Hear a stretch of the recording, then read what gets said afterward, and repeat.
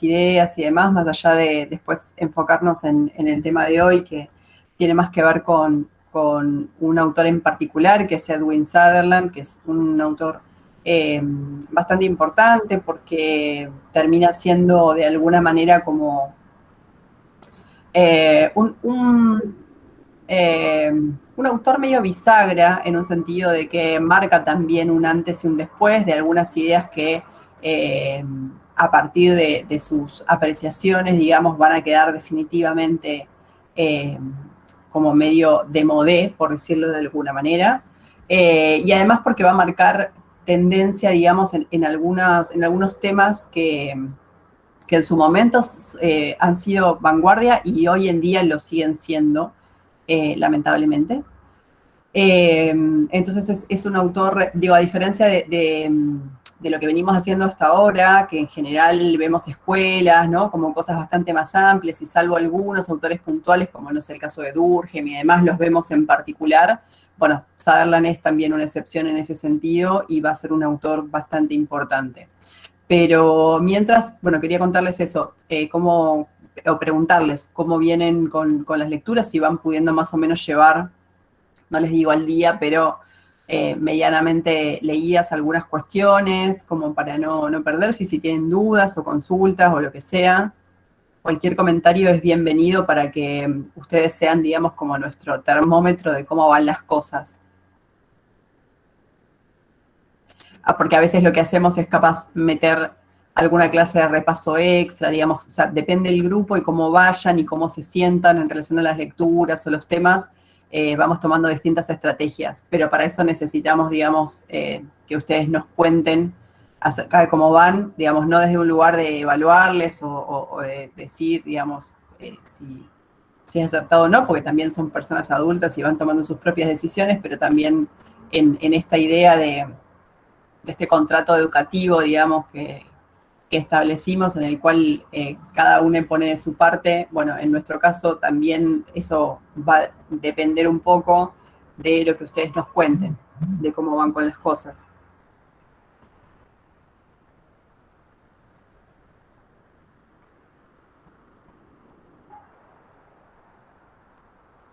Pregunto así al azar a cualquiera o comprometo o pongo en un lugar incómodo. Hola, profe. Hola, No vos. no prendo la cámara porque estoy hiper resfriada y no sé si es resfrío, pero hoy me hizo parón, así que estoy demacradísima. Ok, Eh, ojalá no sea nada. Espero. Yo vengo casi al día con las lecturas. La verdad que el libro que estamos usando se me hace como súper llevadero, eh, pero sí, quizás el retraso en las lecturas no es por falta de tiempo, pero hasta ahora no sé qué dirán mis compañeros, pero vengo bien, como que no tengo ningún inconveniente ni nada.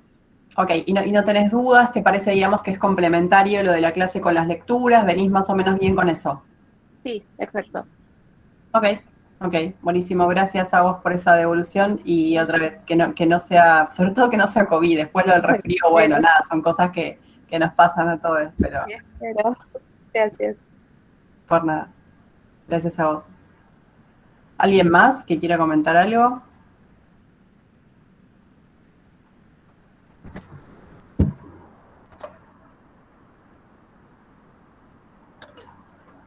Nicolás, Josefina, Fiorella, Ámbar, quien quiera. Yo lo mismo que la compañera, me resulta súper interesante el libro y como es llevadero, entonces está bueno, pero lo que me pasó a mí particularmente es que arranqué a leer mucho del libro y ahora lo colgué porque tengo un parcial el lunes que viene, pero eh, lo tengo que retomar, así que estoy un poco atrasada con las clases, con los temas. Ok, pero lo que Pero no es pudiste. problema del libro ni de las clases ni de nada, es como que yo tuve que cortar nomás. Bien, y hasta donde pudiste avanzar, no tenías dudas, No, consultas, no, no es es que muy tuviste claro. que volver. Perfecto, El libro es muy claro y las clases complementan bien también, ningún problema, así que no tuve problemas. perfecto. El resto están más o menos igual. ¿Alguien tiene alguna posición diferente, algo que quieran comentar, que nos ayude, digamos, o que les ayude a ustedes o al resto de los compañeros, digamos, para poder ir llevando bien la materia? Yo también estaba leyendo, pero quedé medio estancada cuando empezamos a hablar de Durkheim. Creo que lo tengo que volver a leer igual. No digo que sea un problema de la clase o algo, pero la verdad que ahí medio como que empecé a hacer agua. Pero todo lo demás con lo anterior, por ahora vengo bien. Ok, Ana, si querés y tenés, digamos, o sea, volvés a leerlo, lo que sea, fíjate, anotate las cosas que te parezcan que te dan lugar a dudas y demás, y o lo podés mandar por mail o lo vemos en alguna de las clases, pero no traten de no quedarse con eso hasta el final, por más que sientan bueno, pero eso ya pasó hace 2 clases, no puedo preguntar sobre esto, no, sí, pregunten. Porque si el problema es cuando lo agarras todo al final, ¿viste? Que la clase de repaso viene a ser más como un salvavidas de plomo, porque en realidad es como que, claro, tenías tantos problemas, tantas dudas, tantas cosas que no viste que no te cierra nada al final. Entonces eso con confianza vayan viéndolo y demás y lo podemos ir conversando. No, y además sale porque los temas como que vamos y venimos todo el tiempo, entonces por ahí en algún momento, no sé, dando alguna clase nombramos a Durkheim o retomamos a alguien, no sé, algún autor de Escuela de Chicago o algo así, y por ahí como si te quedaste en ese tema colgada, capaz no terminás de entender o de relacionar el tema que estamos viendo. Sí, de hecho, definitivamente, por ejemplo, las próximas clases ya vienen, digamos, lo que tiene que ver con la sociología más funcionalista y la base, digamos, para la sociología funcionalista es el planteo de Durkheim. Entonces, si hay algo que no te cierra ahí, mejor como ir resolviéndolo, como dice Eri, pues también se conecta con otros temas. Y aparte, bueno, eso que decíamos, que si lo agarras todo último momento, se te hace como toda una ensalada difícil de desenmarañar.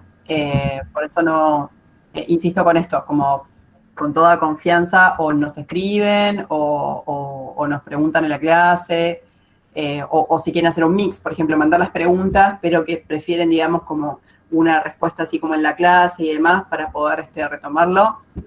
Lo mismo, porque a veces por escrito es medio difícil la interacción. Entonces, bueno, nada, podemos hacer también una mixtura ahí de cuestiones. ¿El resto? ¿Alguna duda, consulta, comentario? ¿Algo que les parezca que podamos aportar desde nuestra parte?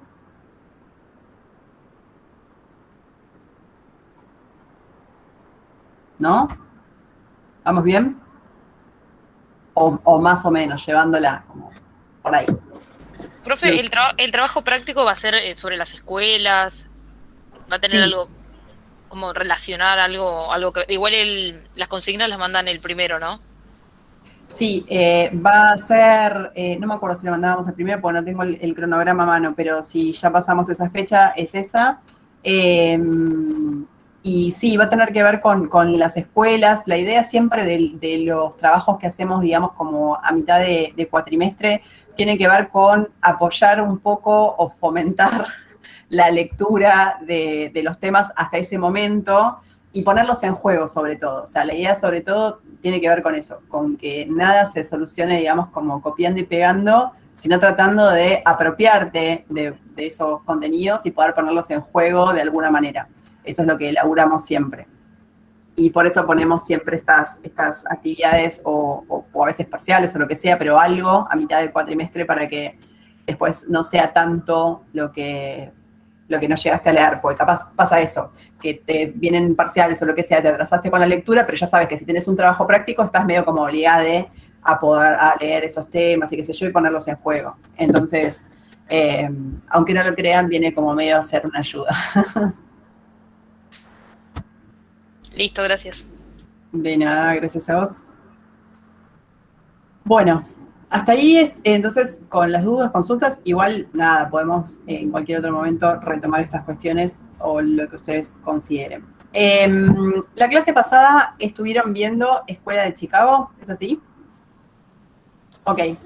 Esto entonces, como para situarnos más o menos en estos esquemas que utilizamos nosotros, que se parecen a líneas de tiempo, pero ya creo que dijimos algunas veces que no son líneas de tiempo en el sentido de no pensamos el tiempo en términos lineales, no pensamos el tiempo en términos evolucionistas, estamos pensando en términos dialécticos, ¿sí? Todo el tiempo están en permanente diálogo estos distintos periodos, estas distintas etapas, y no solamente entre sí, los que están más cercanos, en este sentido de ser tesis, antítesis, síntesis, sino también están dialogando permanentemente con el presente, ¿no? Siempre estamos como revisando también un poco de alguna manera todas esas huellas que han dejado estas escuelas y que de alguna manera fueron formando, si se quiere, la manera en la que nosotros podemos hacer un recorte de la realidad, en particular sobre las situaciones conflictivas, y sobre eso, digamos, definir qué es lo que aplicamos. En este caso, hasta los años 60 vamos a ver que todos son indefectiblemente mecanismos de control, ¿sí? A cada uno de los conflictos, de cada uno de esos momentos históricos, le va a corresponder, en este par conceptual que siempre elaboramos en GRIMI, un mecanismo de control. Digo hasta los años 60 porque después empieza toda una corriente de la criminología crítica y demás que va a empezar a dar un montón de redefiniciones en ese sentido y va a orientar las investigaciones hacia otro tipo de lugares, va a empezar justamente a ser muy crítica de las instituciones, bueno, todas cosas que para nosotros son moneda corriente, no sé, esto de la selectividad y un montón de otras cuestiones, pero que hasta ese momento no lo eran. Entonces, a partir de ahí, si se quiere, empiezan también algunas alternativas que hoy en día están un poco más consolidadas, o por lo menos en términos teóricos están más expuestas, que tienen que ver con la gestión de la conflictividad, ¿sí? Con ver las causas profundas de esa conflictividad y tratar de gestionarla, y no tanto hacer uso de los mecanismos de control, aunque ustedes saben que los mecanismos de control siguen teniendo preeminencia, sobre todo en lo que tiene que ver con las cuestiones penales. Digo, un mecanismo de control por excelencia es la cárcel y sigue siendo como medio la regla en términos de qué hacer ante los conflictos que denominamos delitos en nuestros casos. Vimos una primera etapa del capitalismo originario. ¿Se acuerdan que nosotros asociamos capitalismo y modernidad? Por eso empezamos en el año 1100. En esa primera etapa del capitalismo originario nos centramos en todo el escenario europeo.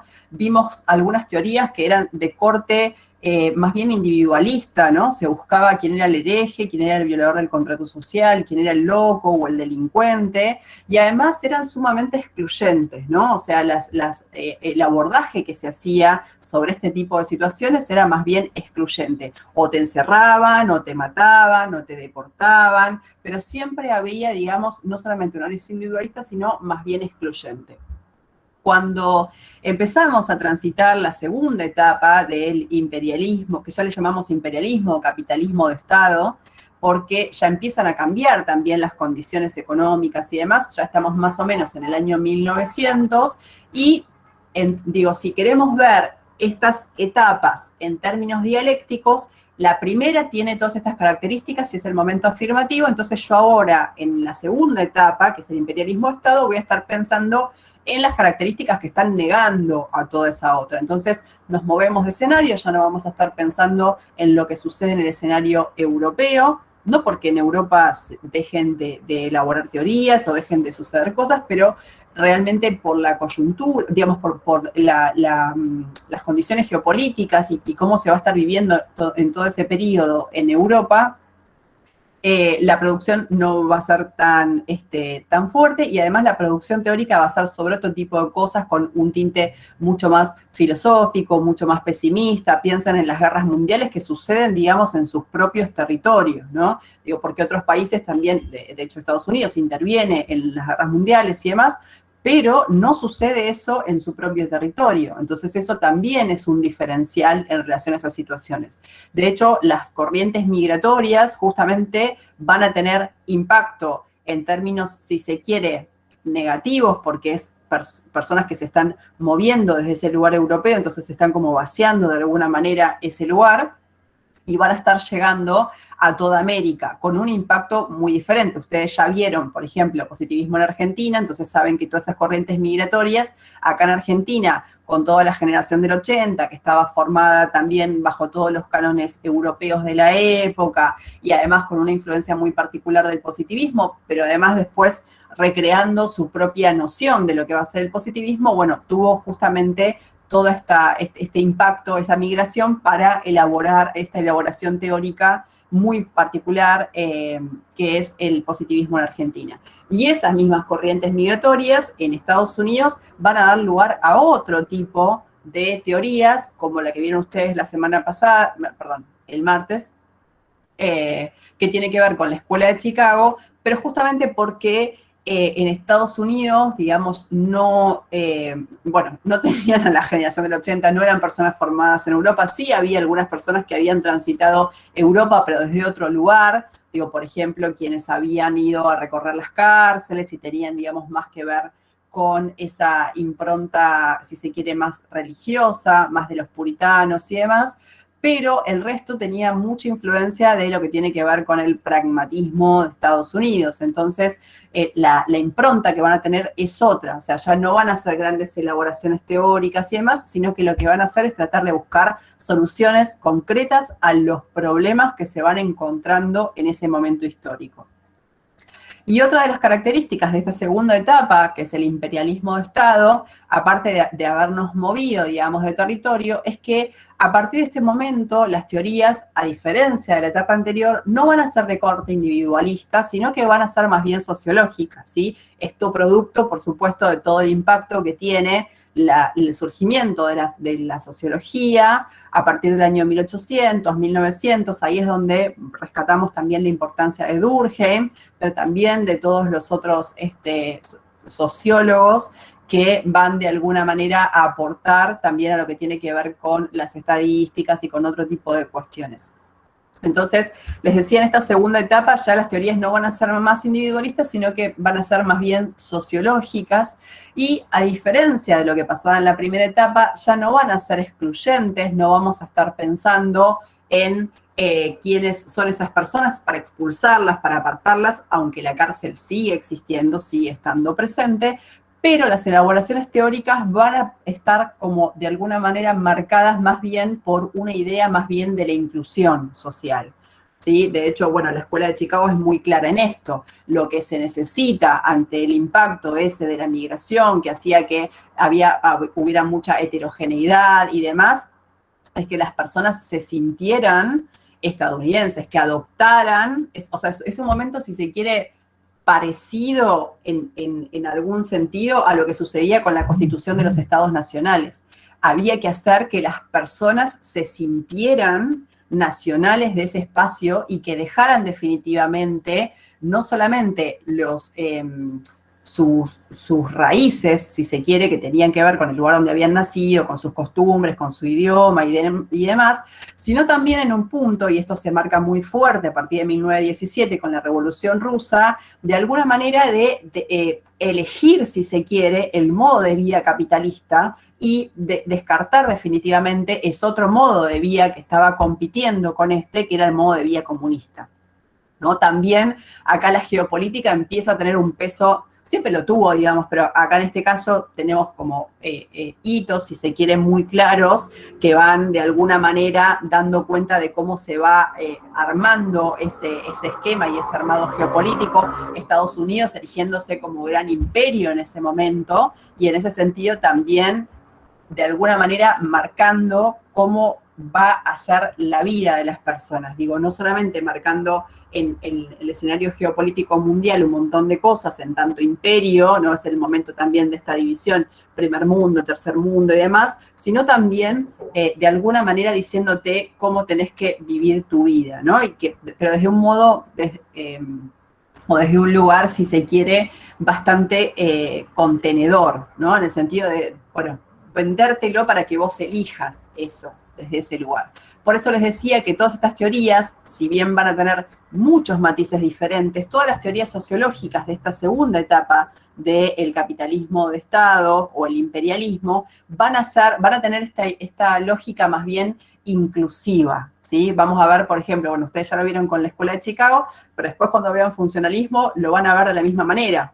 El funcionalismo es el que de alguna manera va a marcar, bueno, quiénes son las personas desviadas, justamente porque lo que hay que hacer no es que hay que encerrarlas, sino tratar de que de alguna manera vuelvan a formar parte de la sociedad. Se marca la desviación para poder pensar en la reinserción de esas personas, ¿sí? Y no pensar en la exclusión o en la muerte o en cualquiera de esas cosas o el encierro permanente como eran ideas más propias, digamos, de la etapa anterior. ¿Se entiende ahí? ¿Se logra ver esta diferencia o este juego, digamos, de tesis, antítesis o de afirmación, negación que hay entre la primera etapa y las teorías que vimos con Inquisición, Iluminismo, Positivismo y lo que está viniendo ahora en esta segunda etapa? ¿Sí? ¿Se logra advertir? Bien. Eso es interesante desde mi punto de vista, digamos, no solamente para poder captar un montón de información, sino porque en términos pedagógicos creo que nos ayuda bastante, al menos a mí, explicarlo y tal vez a ustedes, digamos, como para hacerse una composición del lugar y poder ordenar también todas esas ideas y la cantidad de teorías y autores que estamos viendo un poco en esos esquemas. A partir de eso, entonces, me quiero quedar con algunas cosas de la Escuela de Chicago para que repasemos, porque Sutherland, que es el autor que nos toca ver hoy, Edwin Sutherland, es un autor que estudia y que investiga, es decir, se forma también y trabaja en la Escuela de Chicago, pero claramente no podemos considerarlo un autor de la Escuela de Chicago, porque él va a plantear muchas diferencias con los autores anteriores. Entonces está bueno que tengamos en claro algunas cosas que se vieron la clase pasada.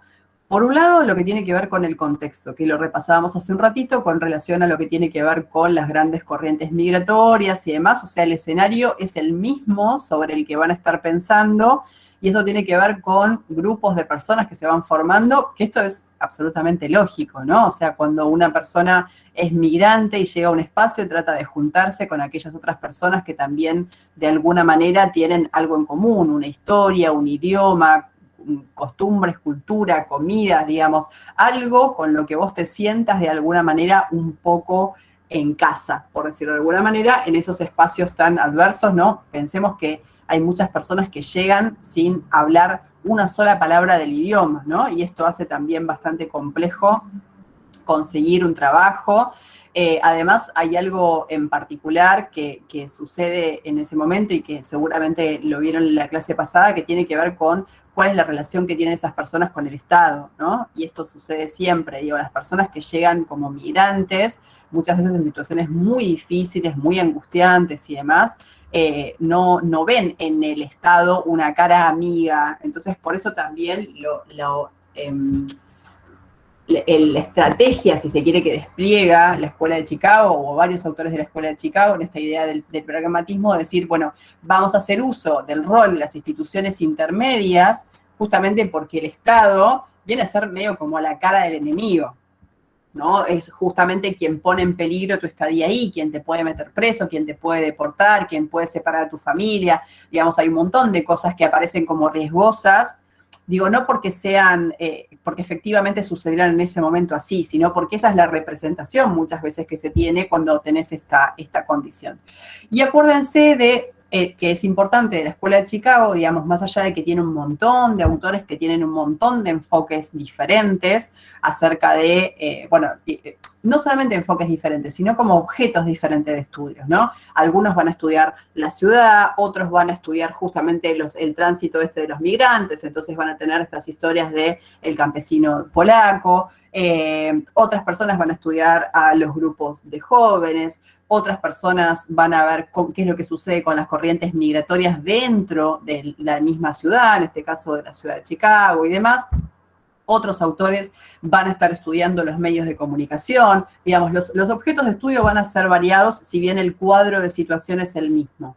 Y por supuesto que la idea, de alguna manera, a partir de esta lógica pragmática, era buscar una solución concreta. Y sobre todo, bueno, salir a hacer trabajo de campo y demás, no estar muy en contacto con con las personas que en ese momento ellos eran como su objeto de estudio, por decirlo de alguna manera.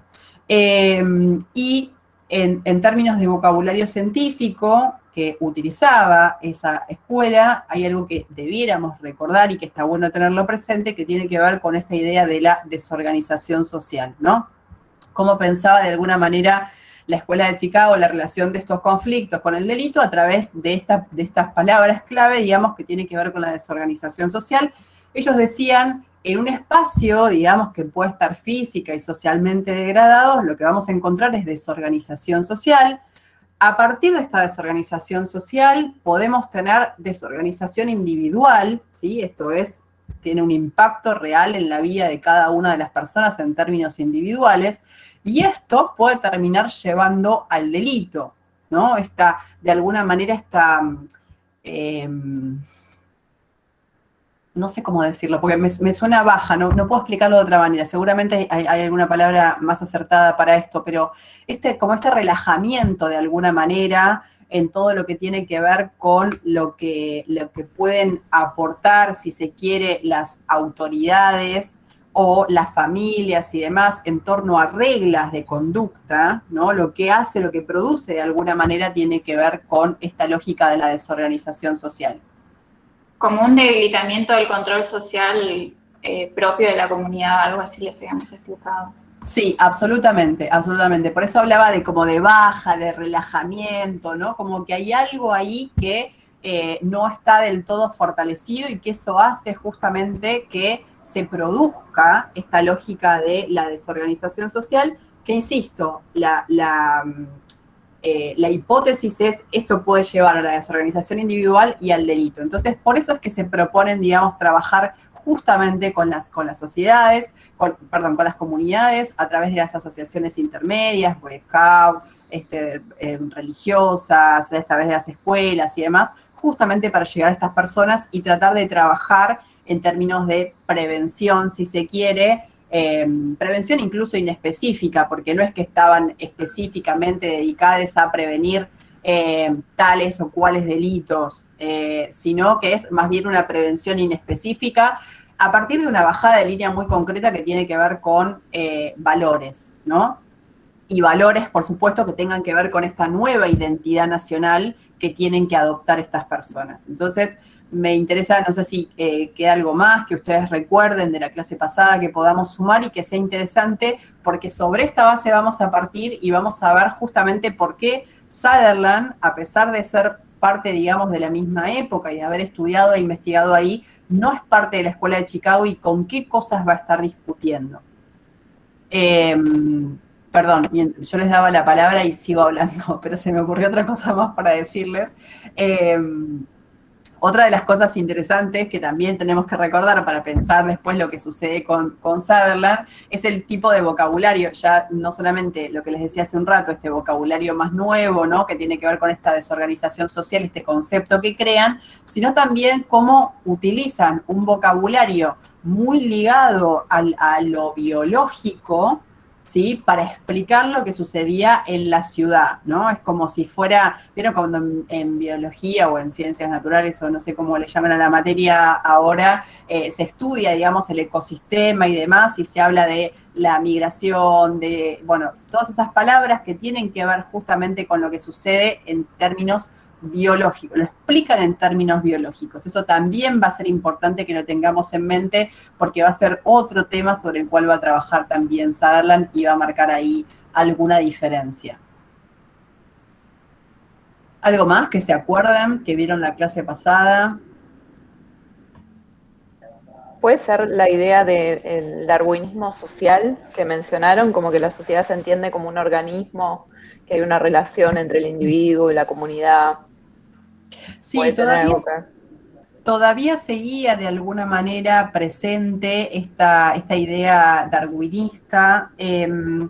Ojo igual que yo no asociaría bajo ningún punto de vista a los autores de la Escuela de Chicago con Spencer, por ejemplo, que era un darwinista social que decía, bueno, la supervivencia del más apto, digamos, ese tipo de cosas. O sea, como alejémonos de esa idea, digamos, como más extrema, pero sí pensando también en lo que tiene que ver con las asociaciones y demás, y con cómo se nuclean las personas y demás, sí, esas cosas, digamos, podemos tomarla también pensándolo, pero no en el extremo al estilo Spencer, digamos. Ok, lo decía más por la idea de organismo, que está todo relacionado, cómo la sociedad impacta en el individuo y eso. Pero... Sí, ese tipo de cosas sí, no es igual un organicismo de los más clásicos o de los primeros que son más rudimentarios, más burdos y demás, pero digo, ojo cuando utilizamos a Darwin o cuando utilizamos la palabra darwinismo, porque, bueno, primero porque Darwin es un tipo que no escribió sobre seres humanos. Escribió sobre su libro El origen de las especies, escribe sobre lo que sucede con los animales no humanos. Segundo, porque a partir de Darwin, digamos, se lo toma, por eso nombra Spencer específicamente, porque es un tipo que toma eso para decir cosas terribles, se lo ha tomado, digamos, para distintas cosas. También, por supuesto, para pensar el tiempo en términos lineales y evolucionistas, también tuvo un impacto muy fuerte en eso. Pero sí, Josefina, es posible, digamos, pensarlo en este otro sentido, con todos los recaudos estos de no hacer asociaciones más de darwinismo social al estilo Spencer. Ale, Sí. Juli había tomado este concepto la clase pasada para explicar Park y Bertie, que hablan ecológicamente, ¿viste? Que enfocan su estudio, digamos, como lo hace hace un ratito, en términos más ecológicos y de equilibrio ecológico y demás. Entonces ahí trajo el concepto y quizás como que quedó como que, bueno, como que eran del darwinismo social, pero ella es como un ejemplo en ese sentido que dice Josefina y no en el sentido de Spencer, digamos. Perfecto. No, está buenísimo y es interesante pensarlo porque está muy asociado con esto que yo les decía de utilizar un lenguaje bien biologicista. Digo, todavía hay una relación muy fuerte entre los teóricos de la Escuela de Chicago y lo que venía pasando. Piensen que además en términos temporales son más o menos de la misma época. Digo, 100, 200 años no te aleja tanto en términos de influencia teórica. Entonces sí, está bien, están muy pegadas a eso. Pero me gustaba hacer la diferencia porque además, después de Spencer, con todo lo que tiene que ver con el darwinismo social, la supervivencia del más apto y demás, es donde empezamos a tener además todas estas deformaciones que después dan lugar a los grandes genocidios, digamos, en la historia de la humanidad, ¿no? Entonces, por eso me preocupaba hacer esta aclaración. Pero si lo entienden en ese sentido, sí, está bueno pensarlo así. Bien, yo no sé si algo más quedó de Escuela de Chicago, si no ya nos metemos directamente con algunas cositas de Sutherland para ir pensando acerca de sus influencias más interesantes y demás, aparte, por supuesto, de referenciarse incluso para contradecirles a los teóricos de la Escuela de Chicago. ¿Algo más que se acuerden? ¿Algo más que haya quedado ahí dando vueltas? ¿No? ¿Avanzamos un cachito más? Bueno. Sutherland, Sí, entonces... Ale, si querés arranco y vos si querés te vas agregando lo que te parezca. Partiendo Okay. Dale, como quieras. Bueno, entonces, partiendo de este concepto de desorganización social de la Escuela de Chicago que veníamos viendo, Sutherland va a refutar este concepto diciendo, no es que hay desorganización social, sino que hay organización social diferenciada. Entonces, va a decir esto ¿por qué? Porque no hay un valor único o una identidad única en el sentido cultural, sino que lo que hay son valores normativos diferentes. Entonces, va a decir, los sujetos, dependiendo de su área cultural, aprenden modelos y valores normativos que se relacionan con esquemas de comportamiento diferentes. Entonces, esto es clave, como que él piensa su teoría en dos niveles. En nivel macro, que sería a nivel socioestructural, es esto de la organización diferencial. Y a nivel individual, lo que va a decir es, hay hay un contacto diferencial. Entonces, la organización diferencial va a tener estos valores normativos distintos que confluyen, y el contacto diferencial va a ser el aprendizaje propiamente dicho de esquemas de comportamiento diferentes por parte del sujeto. Entonces, tenemos como bien dividido esto a nivel macro y después a nivel individual.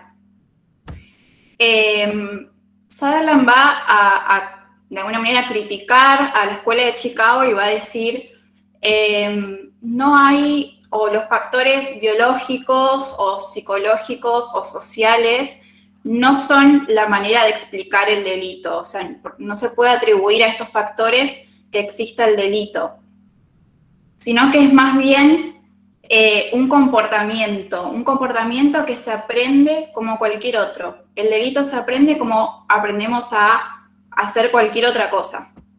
Entonces, esto es importante porque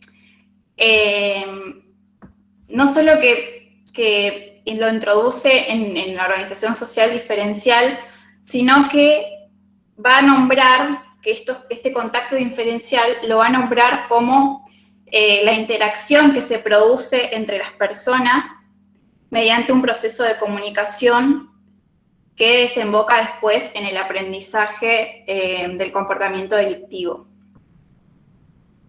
Entonces, como a Sutherland le importa tanto la acción, el comportamiento de las personas, lo que va a decir es que es importante prestarle atención a los significados que las personas le dan a sus acciones, porque cada vez que actuamos le atribuimos un significado, un sentido a lo que hacemos. Entonces, estos significados son aprendidos y son transmitidos en la interacción social. Entonces, de ahí es que Sutherland dice, el comportamiento delictivo se aprende como cualquier otro comportamiento. Este proceso de aprendizaje del comportamiento delictivo puede ser tanto verbal como no verbal, y va a implicar no solamente las técnicas de comisión del delito propiamente dicho, sino que también va a incluir las formas como de justificación de por qué se comete el delito, e incluso después mecanismos de, por ejemplo, de evasión de la justicia o de dilatar el proceso judicial y demás. Es como que se aprende todo, digamos, todo el combo técnico de primero la comisión y luego el post-comisión del delito, que incluye estas formas de neutralización o de justificación del comportamiento delictivo. Hasta acá venimos bien porque por ahí arranqué muy rápido y dije varios conceptos. Tenemos organización social diferencial a nivel macro, contactos diferenciales a nivel individual, que se va a centrar en esto de el aprendizaje del comportamiento delictivo. Me faltó esto. Este aprendizaje se va a dar, dice Sutherland, en los grupos más íntimos del sujeto. Entonces, estos grupos pueden ser la familia, pueden ser los amigos, puede ser el grupo de trabajo, incluso pensemos en un contexto de encierro, puede ser los compañeros de celda de un preso, por ejemplo. También ahí se puede dar este aprendizaje. Entonces, este aprendizaje que se da en el seno más íntimo del sujeto va a depender o le va a influir la duración del contacto, la frecuencia, el lugar, la forma en que se da. Es como que van a intervenir varios factores en este proceso de aprendizaje y en este modo de interactuar que tiene el sujeto con con esto, que esto es muy importante, porque ahora voy a nombrar otro concepto que Sutherland desarrolla, que se llama el principio de la asociación diferencial, que quiere decir que, a ver, estamos diciendo que una persona aprende a cometer delitos. Pero ¿por qué aprende y por qué esto se convierte, digamos, en la comisión de un delito? Porque, a ver, es cuando el individuo aprende, selecciona y valida las comunicaciones, o en esta interacción social, selecciona y valida las comunicaciones que son favorables al delito. Es decir, aprende todo lo que se relaciona favorablemente con cometer el delito, como les decía, mecanismos técnicos, actitudes, las técnicas de neutralización, etcétera, que contribuyen a que este comportamiento se reitere y se incorpore como un comportamiento del sujeto, digamos, que ya se vuelve como algo, claro, como decir incorporado, como que lo incorpora y ya se vuelve como rutinario. Entonces, el principio de la asociación diferencial, lo voy a leer textual, pero después le voy a poner un ejemplo a ver si se entiende, porque siempre hay confusión con este concepto.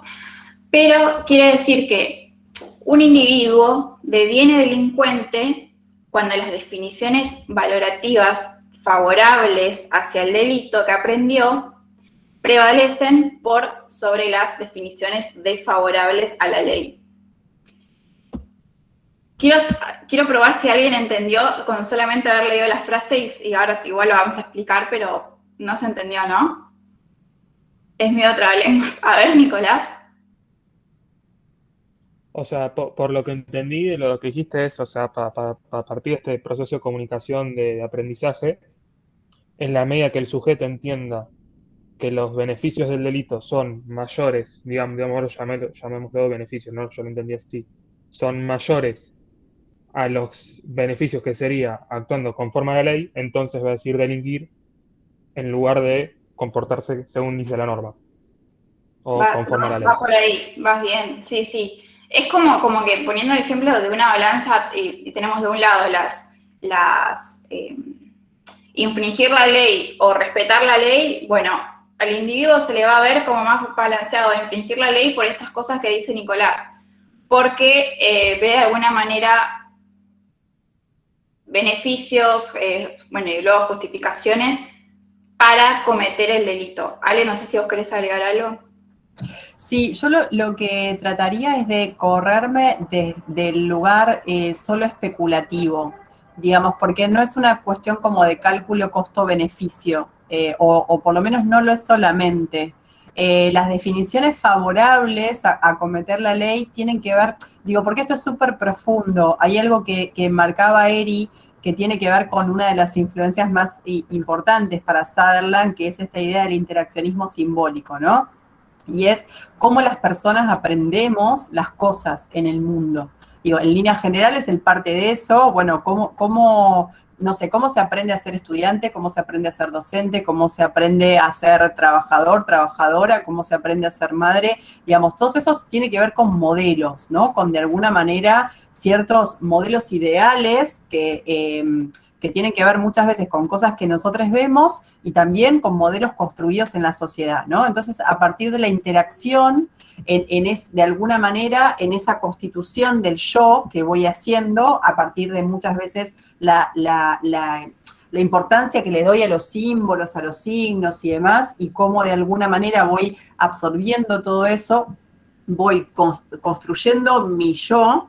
Y por otro lado, además, voy también viendo cómo voy a ir interactuando con la sociedad en ese sentido, ¿no? Hay algo de también los límites, de alguna manera, que aparecen ahí que son interesantes. Entonces, me interesa remarcar esto porque esto es bien profundo, o sea, no es solamente una cuestión especulativa de cálculo a beneficio de, bueno, me conviene más cometer delitos que, no sé, porque, no sé, robando voy a conseguir X cantidad de plata al mes que si yo trabajara no sé cuántas horas en tal lugar, porque eso sería solamente una cuestión de cálculo costo-beneficio más bien especulativo. No digo que no pueda haber algo de eso, lo que digo es que es bien profundo, ¿no? O sea, cuando Eri habla de esta balanza, de las definiciones favorables o desfavorables, tiene que ver con todo un universo de significados y significantes que de alguna manera vos te fuiste, en el cual te fuiste construyendo también, y en el cual fuiste construyendo también cómo vas a interactuar con el mundo. Entonces, por eso lo que dice Sutherland es, a partir del momento en que las definiciones favorables tienen mucho más peso que las desfavorables, bueno, de alguna manera podemos decir que vos como pasaste al lado oscuro de esta cuestión relacionada con el delito. Pero digo, es bien profundo, no es solamente algo especulativo. Lo digo no porque estuviera mal lo que planteabas, Nicolás, sino porque me preocupaba que quedáramos con una idea medio limitada de esto, sobre todo teniendo en cuenta la profundidad que le da Sutherland a la idea de la teoría del aprendizaje, que es central para él en toda su elaboración, y que además va justamente a ser un parteaguas, va a crear escuela a partir de eso, y tiene mucho que ver con las influencias, ¿no? De alguna manera, estas formas de constitución del yo, y de alguna manera el proceso de control social también va jugando al mismo tiempo, y eso es lo que después se verifica justamente en este tipo de situaciones ligadas al delito. ¿Quedó alguna duda después de la excelente aclaración de Ale? ¿Ahora se entendió? Bueno, podemos seguir entonces.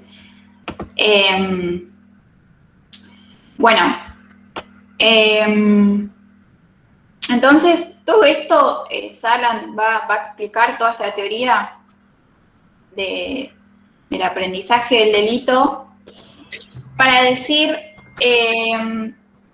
otra cosa acá que va a criticar de la Escuela de Chicago es a Sutherland le hacía ruido esta vinculación, que encima en la clase pasada, Ale, te cuento, hubo debates sobre este punto, esta vinculación de delito y pobreza. Sutherland le va a hacer ruido esto, entonces a partir de esto es que va a decir,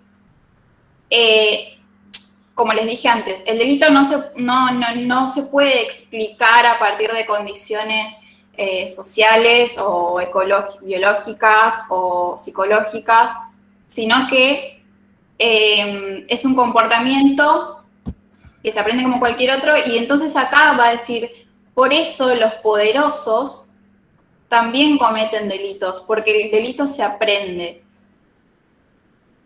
Ahí es cuando saca su publicación, su libro El delito de cuello blanco.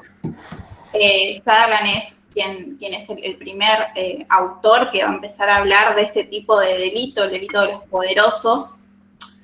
Y las características que menciona respecto de esto es que este delito va a ser cometido por una persona respetable, de estatus social alto, también en su mayoría estatus económico alto, y esto es importante en el curso de su ocupación o profesión. Entonces, estas son las características que Sutherland enuncia sobre el delito de cuello blanco: persona respetable, estatus social o económico alto, y en el curso de su ocupación o profesión. Entonces, va a decir, fíjense cómo estas personas no se ven a sí mismos como delincuentes, sino que el delito de cuello blanco es una forma socialmente admitida de hacer negocios. Entonces, ellos no se ven como delincuentes, y acá volvemos un poco a lo de las técnicas de neutralización y de justificación de por qué cometen estos delitos, y va de la mano con esto de también aprender las técnicas específicas para después evadir sanciones o dilatar los procesos judiciales y demás. Entonces, Sutherland está bueno porque en el libro, en el delito de cuello blanco, lo que hace es comparar con los ladrones profesionales, que son estas personas que, por ejemplo, un ladrón de banco, que en realidad dice, el proceso de aprendizaje de estos dos grupos es idéntico. Tanto el delito de los poderosos, o sea, las personas que cometen delitos de cuello blanco, como los ladrones profesionales, como los que roban un banco, tienen el idéntico proceso de aprendizaje del comportamiento delictivo.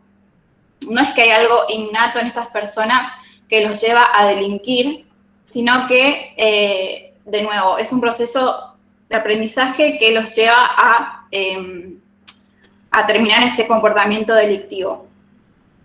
Entonces, bueno, entonces él dice, los ladrones profesionales, y sí, bueno, se ven como ladrones, o sea, no tienen problema en verse como ladrones, pero estas personas poderosas no se ven a sí mismos como delincuentes. ¿Qué más les iba a contar? Una cosa importante para remarcar de algo que decía Seri es la definición del delito de cuello blanco, ¿no? Que los cometen personas de estatus social algo alto, y vos decías en el curso de sus, no me acuerdo cómo dijiste, pero como sus acciones habituales, ¿no? Y esto es interesante. Ok, en el curso de sus ocupaciones habituales.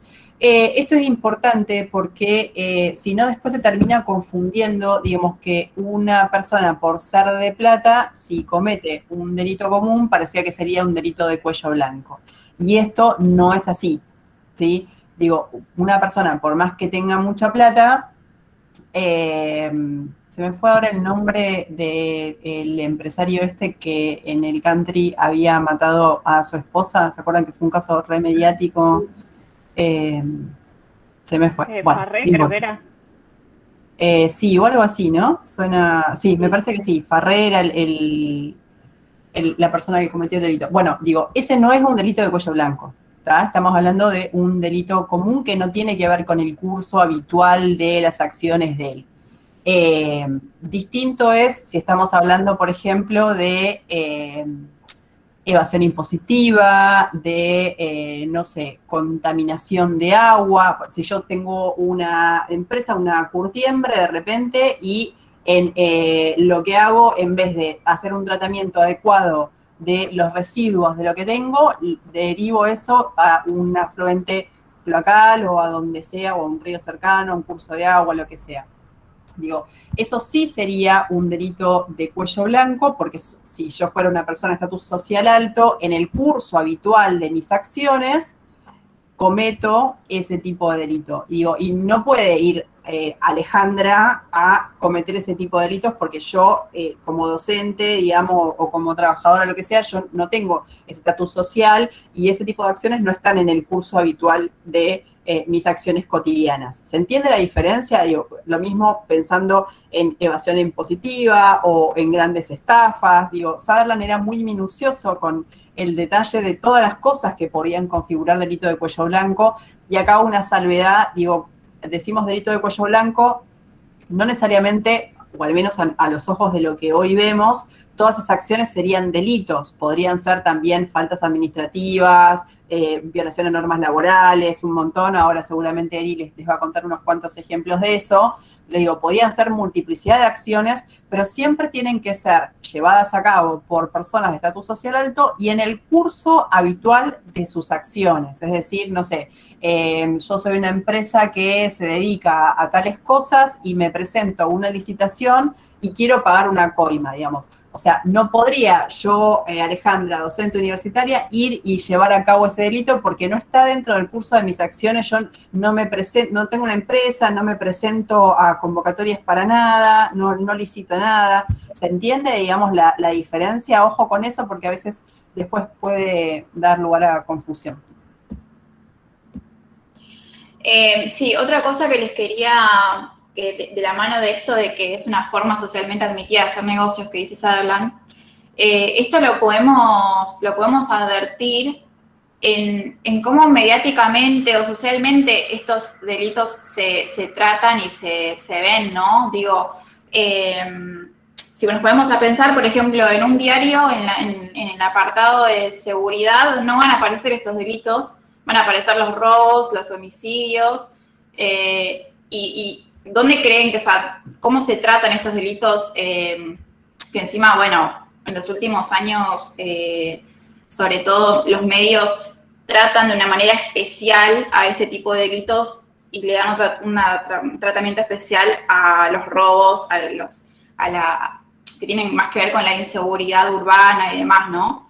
¿Qué opinan? ¿Cómo creen que se toma en la sociedad este tipo de delitos o cómo los medios lo manejan?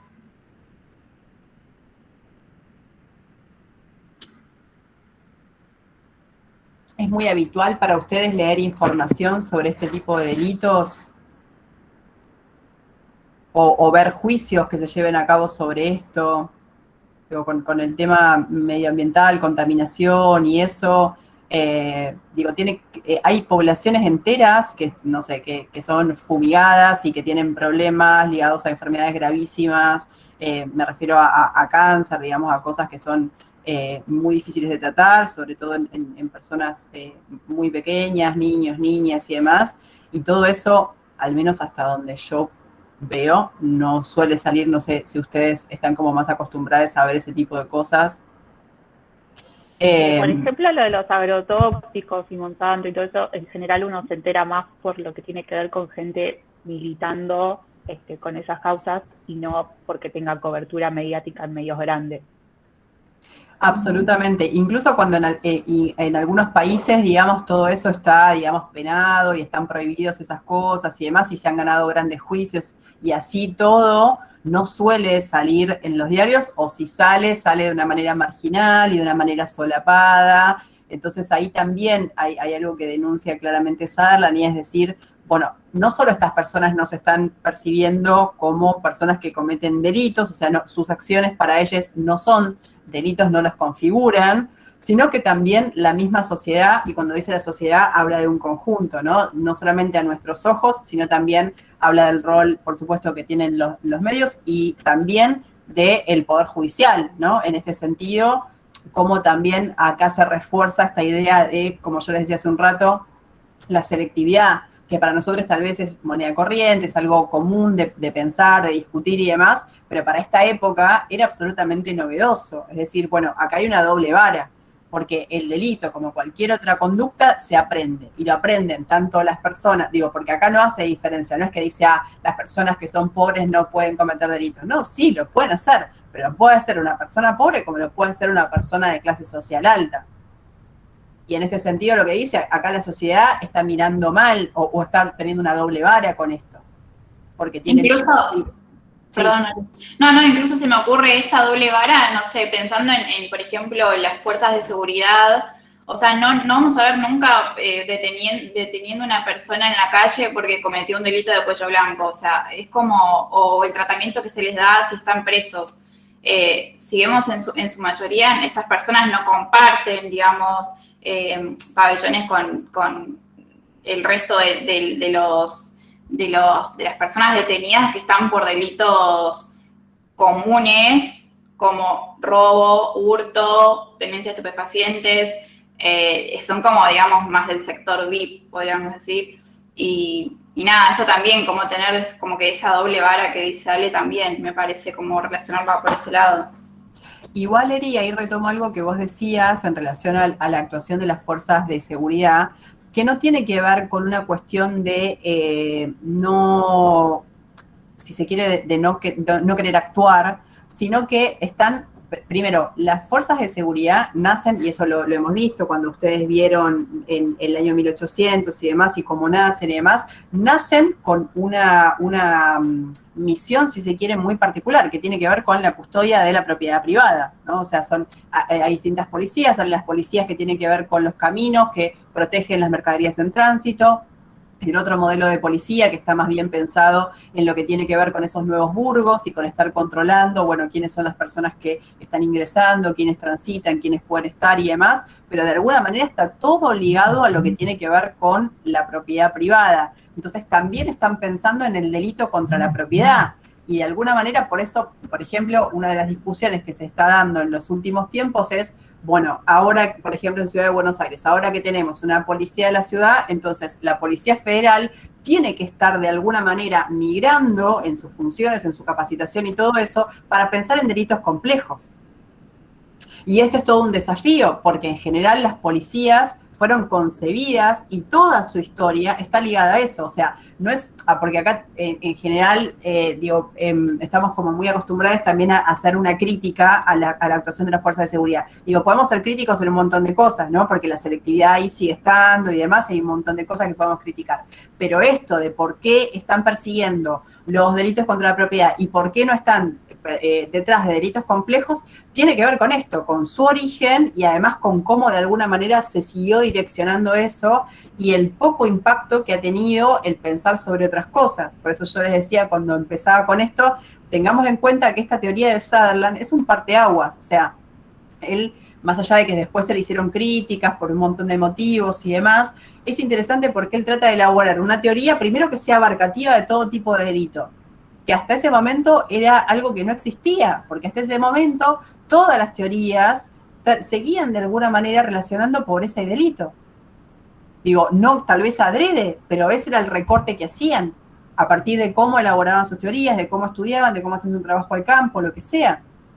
Sutherland corta con eso, elabora una teoría que es abarcativa de todo tipo de delito, por eso además, por supuesto, su libro estuvo prohibido, y toda una parte censurada, que recién hace pocos años, digamos, se pudo conocer, que es donde estaba justamente la denuncia que hace de todas las grandes compañías de ese momento y todo lo que estaban llevando a cabo en términos de tener trabajadores no registrados, de publicidad engañosa, digamos, de cosas que tienen una capacidad de daño altísima, pero que claro, como no son delitos de contacto, en general, no son mirados como delitos.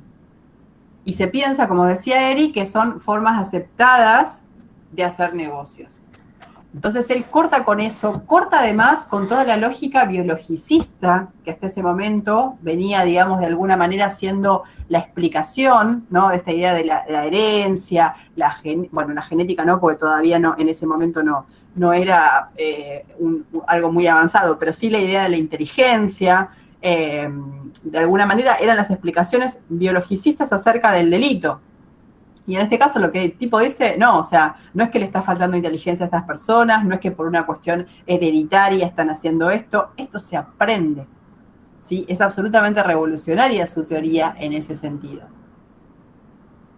Les quería leer un párrafo del libro de Delito de Cuello Blanco que bueno, justo va de la mano de esto de que decía lo último, de la comparación, de la idea esta de vinculación que critica de delito con pobreza, y dice, estudios de la relación entre los índices delictivos y el ciclo de negocios han mostrado que no hay ninguna asociación significativa o muy poca entre las crisis económicas y los delitos contra la propiedad.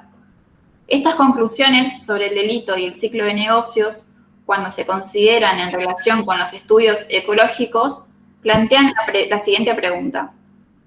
¿Por qué la pobreza, cuando se distribuye espacialmente por zonas de residencia, muestra una asociación alta y uniforme con el delito, pero cuando se distribuye cronológicamente en ciclos de negocios, muestra una asociación ligera e inconsistente? La respuesta es que el factor causal no es la pobreza en el sentido de necesidad económica, sino las relaciones sociales e interpersonales que a veces están asociadas con la pobreza y a veces con la riqueza. Sutherland también era un poco crítico de estas estadísticas criminales que habían empezado a surgir, que justamente eran selectivas también porque hablaban de los delitos robo, hurto, y no prevían esto que él plantea. Y otro fragmento que me pareció que estaba bueno compartirles, que no es del libro, sino que es de Nitúa, dice, Sutherland entendía que el garantismo, esto es, la aplicación del derecho penal de la Ilustración, en lo que se refiere a los delitos de cuello blanco, iba en realidad en contra de un sistema de defensa de los derechos humanos, pues se transforma en una doble balanza de la justicia que, por un lado, penaliza sistemáticamente los delitos de los pobres y, por el otro, garantiza la libertad en lo relacionado con los delitos de los ricos. Esa es como medio para pensar No sé si se entendió, si alguien tiene algo para comentar, pero lo voy a pegar en el chat. Sí, esa está buena para pensar, para reflexionar.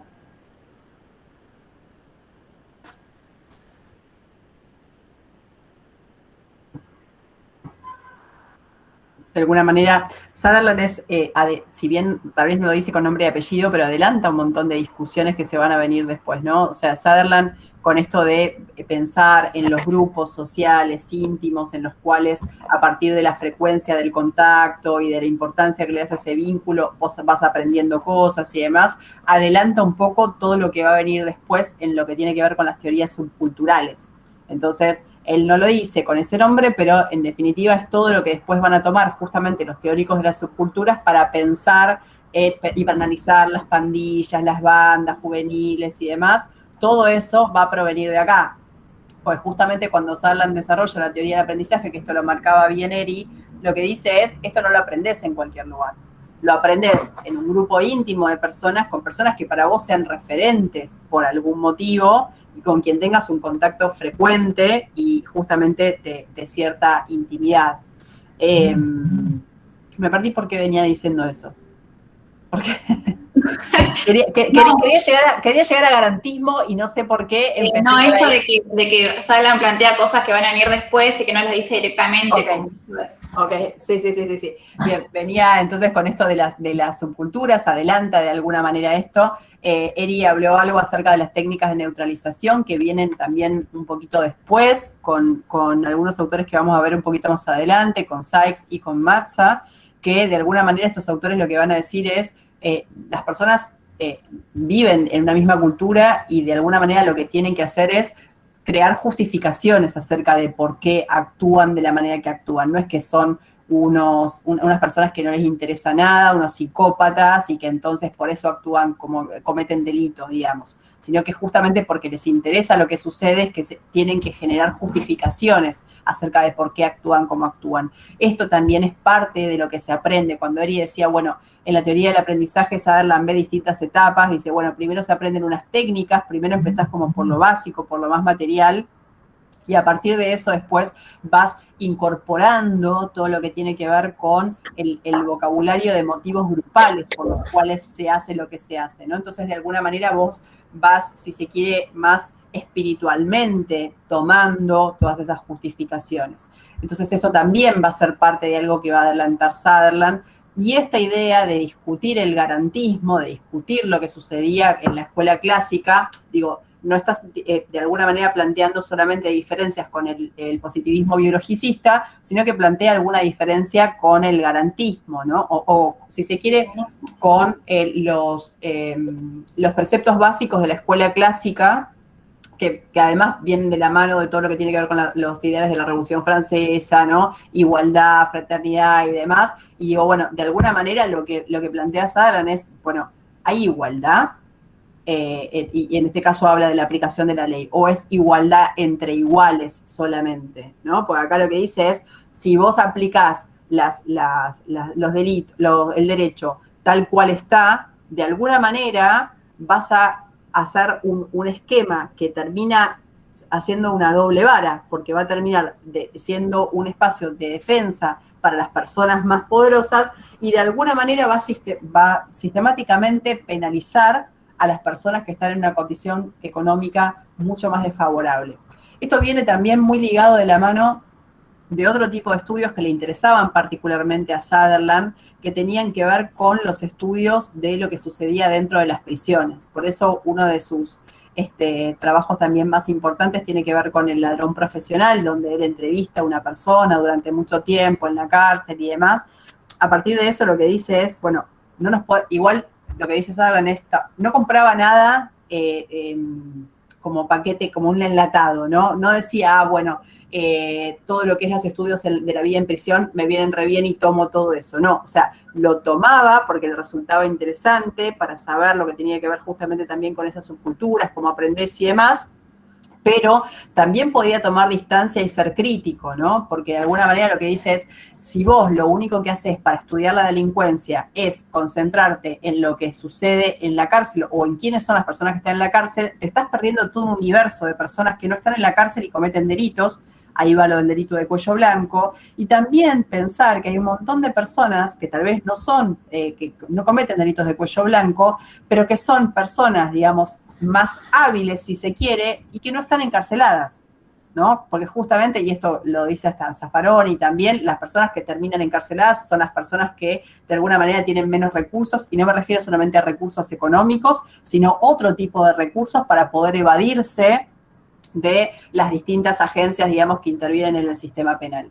Entonces, Sutherland se esforzaba, digamos, por tener una idea lo más compleja posible de la situación, por eso es que estudiaba también, si se quiere, de dos maneras diferentes, en términos individuales y también en términos colectivos, en términos sociales. Estaba hablando de el aprendizaje, todo eso que tenía que ver con un enfoque más individualista, pero también estaba pensando en la asociación diferencial. Y justamente acá es donde mete el contrapunto con la Escuela de Chicago y dice, bueno, donde ustedes ven justamente una desorganización social, yo no veo que estén desorganizadas ahí las personas. Yo lo que veo ahí es que, en todo caso, hay una organización social diferente, en unos valores diferentes, ¿sí? Justamente, pero organización al fin. Por eso les decía que también esto tiene mucha influencia de lo que tiene que ver con el interaccionismo simbólico y también es el precedente de lo que después va a venir con subculturas. ¿Se entiende más o menos hasta ahí? Ok, ¿dudas? ¿Comentarios?